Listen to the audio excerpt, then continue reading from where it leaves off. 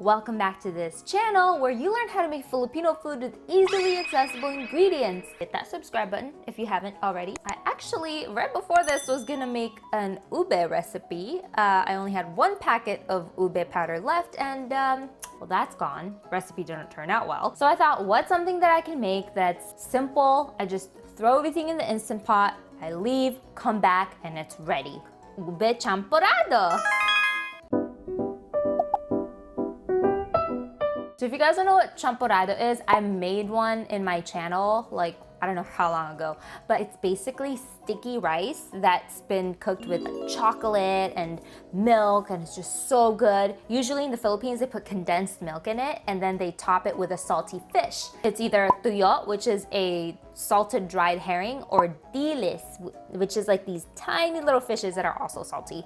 And it's actually really good. You can put like all this other floofy stuff in your ube champorado if you want, but I want to keep it simple. I ran out of ube powder and I don't really buy ube halaya, like the jam, so the ube jam. I don't like just have that in my pantry, but I do have that 1 liter amount of ube extract. So let's get started. I'm gonna get the rice. This is long grain sweet rice. And I guess you can use like sushi rice, but this is nice because it's like sticky and thicker, and so it'll make your champorado a lot creamier and thicker. Like I said, how many times can I say thick? So this is the kind of rice that you would use for if you wanted to make mango sticky rice. In the Philippines, we have kakanin, which is like a series of rice-based desserts, and a few of them use this sticky rice. So this is what we're gonna use for ube champorado today. And you only need 1 cup. In your Instant Pot, throw in this 1 cup of sticky rice.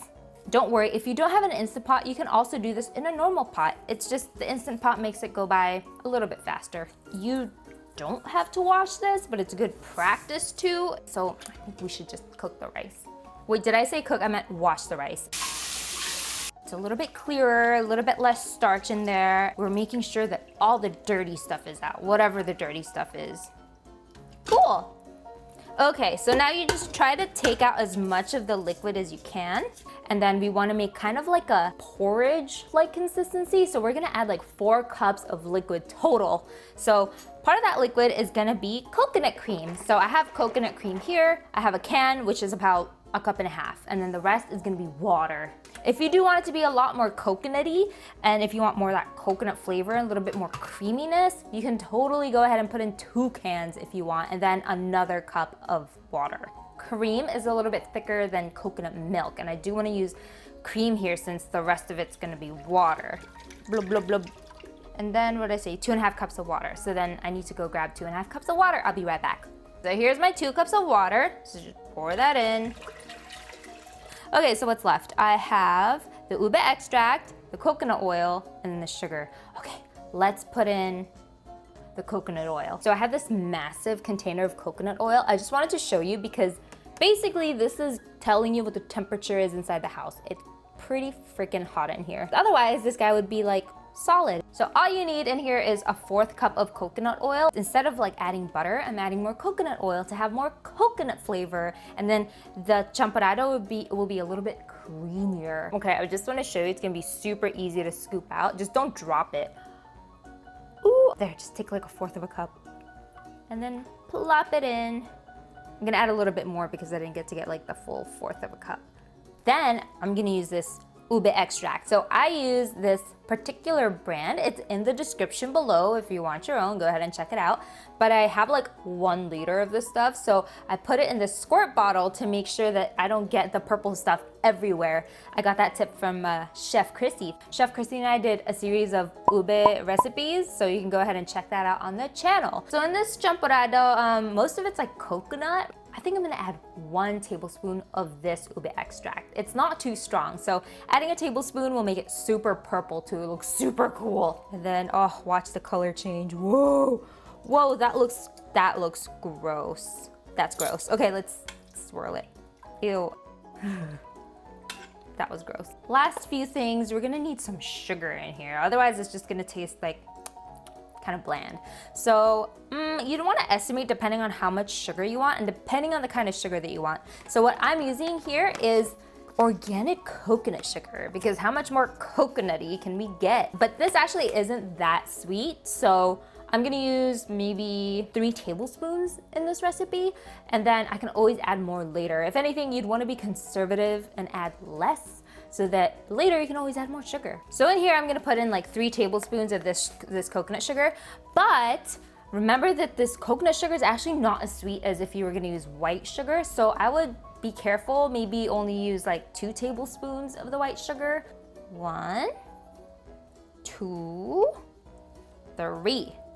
So I think that's gonna be like good enough. If anything, I can always add more later, but I think that's gonna be perfect. I don't like my stuff too sweet. And then here's like the thing that you have to do with any sweet recipe. Add just a pinch of salt.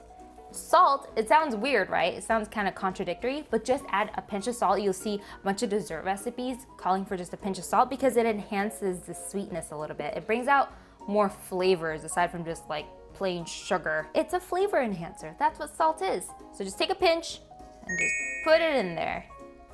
Perfect. You don't need a lot unless you like it sweet and salty. Okay, I'm gonna take my wooden spoon and just stir this all up. Make sure everything is well blended before we turn on the Instant Pot. We're just gonna put the lid on. If you could put it on the right way. Anyway,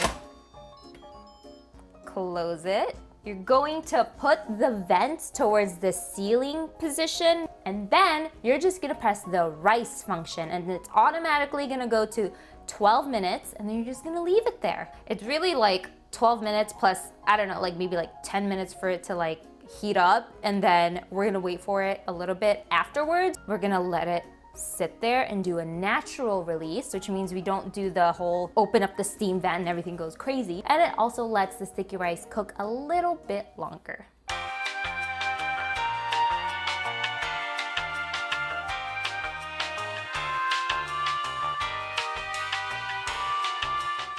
Whoa, even after all that, the Instant Pot still has 4 minutes to go. So let's go ahead and check out what Doug is doing outside. Watch out, everybody. Doug is going to be featured. Ah! Watch out, everybody. Doug is going to be having his own episode pretty soon. He's going to be showing us how to make mochiko chicken. Be ready. You think this is it? You think? Ready. I think so. Yeah. I like this recipe a lot better. The other one was technically for wings. He's talking about like the first time he made it, it just wasn't as good and it was too salty. So he's perfecting his recipe just for you guys. Wait, there's only like a minute left, so let's wait. I'm watching it. We only have a... Oh, okay. It's done. It's done. So basically it says L000. That's just showing you how much time has elapsed since it's finished. So basically you're just gonna wait for the steam to naturally release. So then you'll see this little metal knob. It'll be down instead of sticking up like this. And that means that it's safe and ready to open. Sometimes this little metal knob gets stuck. Don't poke it with your finger, it hurts really bad. I've done it before with these oven mitts on and it went straight through the oven mitt and burned my little finger. If you think it's stuck, just like tap it. Ah! Okay, no, it's not stuck. Well, we know there's still steam in there and it's already been about 12 minutes. Just leave it, maybe at the 15-minute mark, it'll be ready to release. But I smelled it. I smelled it with the steam coming out. It smells really, really good.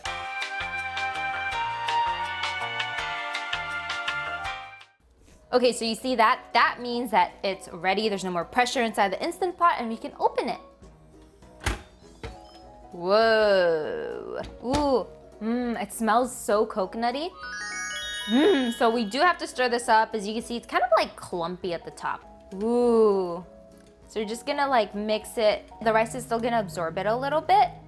Wait, let me move this so you can see it better. Okay, there you go. Wow. Look how purple it is. Look, after you mix it, it does absorb a little bit more into the rice, and so it becomes more of like kind of a porridge. And look at that super purpley color. Ooh. You don't really need to have like the ube jam or ube halaya or ube pudding, whatever you want to call it. Nor do you need ube powder. If you have like enough of the good ube extract, that'll do the trick. Let's try it.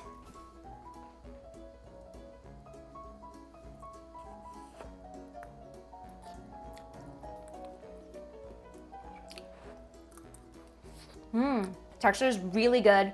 The flavor, I would say I probably need maybe a couple more tablespoons of the coconut sugar. So Now would be the time to adjust the amount of sugar that you want. While it's still hot, stir it in, and then you're ready to serve. Let's try like 1 tablespoon first, actually. Just stir this up. Whoa, it looks so cool, the brown against the purple. God, can't this Instant Pot stay still? Okay, let's try it again.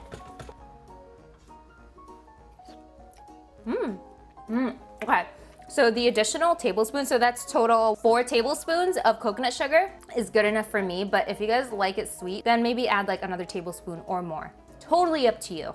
Ooh, now let's plate it. It makes for a really good breakfast, unless like you made it like with a bunch of condensed milk, then maybe you might want to save it as dessert. Tuck it away in the freezer, save it for another day. Go ahead and make it at home. Let me know what you guys think, and also tell me in the comments if you do make this at home. Okay, so you can actually, I've seen plenty of people do this, but they add additional condensed milk on top. I actually want to try it with a white chocolate chip. Ooh, it's good. It's so good with the white chocolate chips. Oh my God. Okay, so if you do want to indulge a little bit, add some white chocolate chips. It makes it so creamy and so delicious. Maybe you can even add just like normal chocolate chips. The white chocolate chips work because like obviously they're white against the dark purple. I gotta stop because it's actually dinner time, so. Anyway, that's it for this recipe, and I'm gonna work on that failed ube recipe that I was telling you guys about. And if you haven't already, make sure you subscribe. Check the description for some goodies, and I'll see you guys next week. Bye!